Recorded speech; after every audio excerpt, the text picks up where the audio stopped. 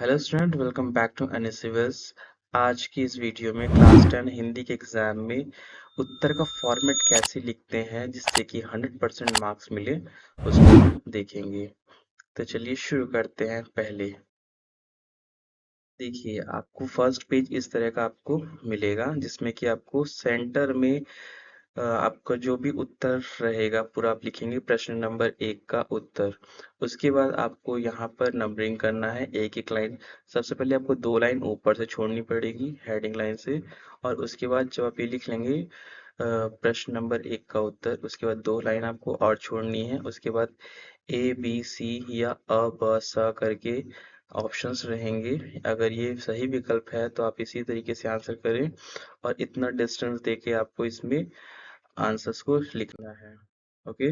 इसी तरह से आपको सेकंड यानी कि एक खाली स्थान रहता है, उसमें भी आपको इसी तरीके से फिलअप करना है। इसी तरीके से आपको अगर सत्य असत्य है तो उसको भी आपको इसी तरीके से फिलअप करना है। इसके बाद आता है सही जोड़ी मिलाने के लिए।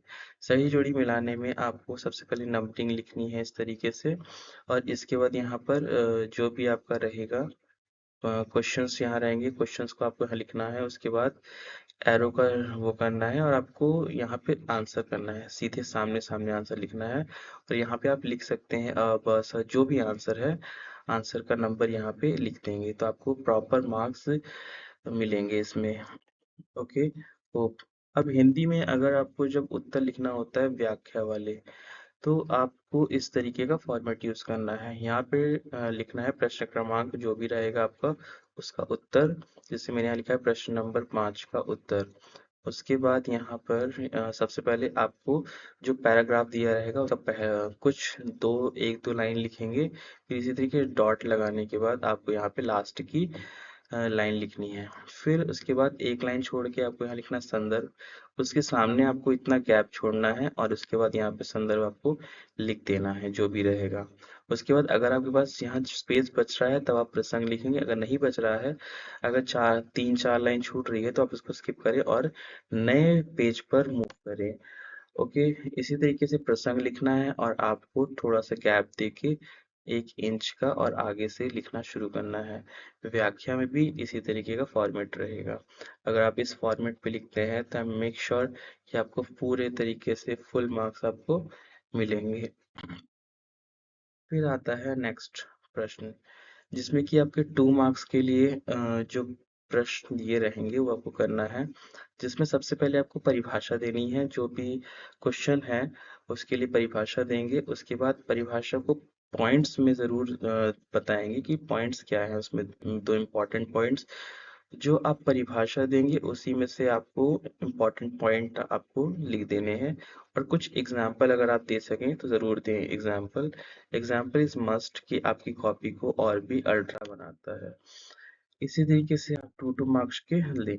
जब आपका कोई ऐसा प्रश्न आ रहा है जिसको आप पॉइंट में कन्वर्ट कर सकते हैं, तो आप उसका सबसे पहले छोटा सा एक ब्रीफ में उस सब्जेक्ट से रिलेटेड सबसे पहले यहाँ पे जो विषय मैंने लिखा है यहाँ पर आपको सब्जेक्ट लिखना है जो जिससे रिलेवेंट आपका क्वेश्चन है। और उसके बाद आपको यहाँ पे क्वेश्चन का थोड़ा सा डिस्क्राइब करना है। उसके बाद उसको पॉइंट में आपको कन्वर्ट करना है। मे बी क्वेश्चंस की रिक्वायरमेंट देखिएगा कि उसके मार्क्स कितने मिल रहे हैं, उसके हिसाब से आपको 1 या 2 पॉइंट्स ज़्यादा लिखने हैं। ओके। इसी तरीके से आपको करना है। फिर आता है कुछ बड़े क्वेश्चंस जिसमें सबसे पहले आपको सब्जेक्ट देगा।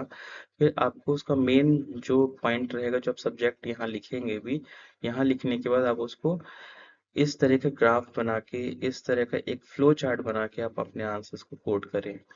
जैसे कि कोई टॉपिक हो गया, उसके उसमें 3 पॉइंट्स आपको लग रहा है कि इसमें 3 पॉइंट्स मेनली ज्यादा इंपॉर्टेंट है, तो आप इस तरह का फॉर्मेट आप बना के उसमें आंसर करें। आपको इसमें 100% फुल मार्क्स मिलेंगे ही मिलेंगे।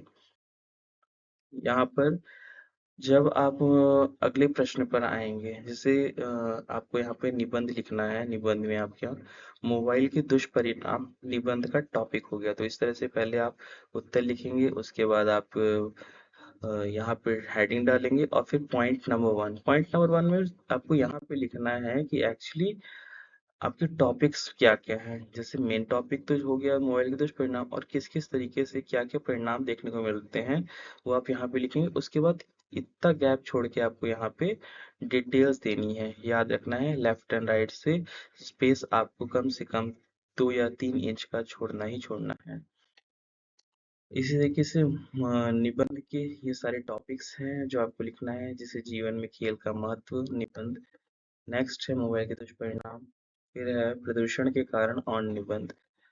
यहाँ पे प्रदूषण के कारण बताने हैं। अब हम आते हैं यहाँ पे एप्लीकेशन फॉर्मेट। जब हम आवेदन देंगे अवकाश हेतु आवेदन, तो हमको इसी तरीके का फॉर्मेट यूज करना है। लाइन बाय लाइन अपने को लिखना है। इसी तरीके से आप साफ सुथरा लिख सकते हैं, जिससे कि आपको फुल मार्क्स मिलने की गारंटी है।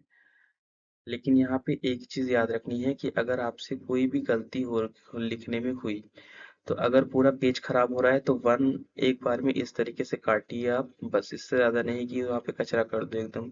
आपको नेक्स्ट पेज लेना है। अगर कहीं छोटी सी गलती हुई है तो एक लाइन में आप आंसर्स को कट करिए, ना कि वहाँ पे बहुत ज्यादा बताइए हाईलाइट करके कि यहाँ गलती हुई है। इससे अगर एग्जामिनर को आपको वो हाईलाइट पॉइंट दिख गया तो पूरा काट देगा बिना पढ़े।